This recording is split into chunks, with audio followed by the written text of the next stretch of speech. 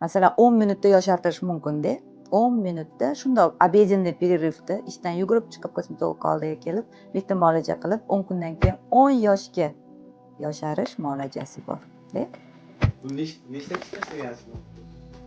Ko'pchilik. Mana ko'pincha bankirlar keladi. Obed soat 1 dan 2 gacha bo'ladi. Yugurib keladi-da, o'sha muolajani oladi, yugurib yana ketadi.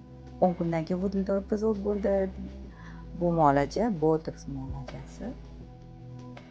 Zo'r protsedura. Men eng yaxshi ko'rgan protsedura, haqiqatdan rezultat zo'r bo'ladi, lekin hammaga emas. 50, 60 yoshli ayollar kelib, "Meni 30 yoshli qilib qo'ying" desa, hech qachon u paytgacha kosmetologga bormagan bo'lsa, men qo'limdan kelmaydi, men plasticheskiy xirurg emasman deb.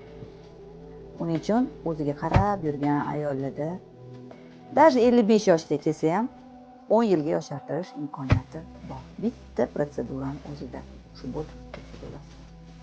Qarshi bildirib qo'ygan bu pigmentatsiya. Mana yuzi odamlar keladi-da, menga botoks qilib qo'ying yoki mavtini to'ldirib bering, antima qilib bering deyishadi, lekin качество кожи, состояние кожи, terini tiniqligi. Tiniq bo'lmasa, nima qilmasangiz ham chiroyli bo'lmaydi.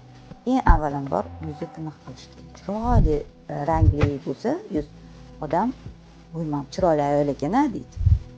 Birdaniga kelib botoks yoki birdaniga filler qilib qo'yib chiroyli bo'lib qolmaydi odam. Terisi chiroyli bo'lmasa, hech qanaqa to'ldirish yoki ajinlarni yo'qotish odam chiroyli qilib qo'ymaydi.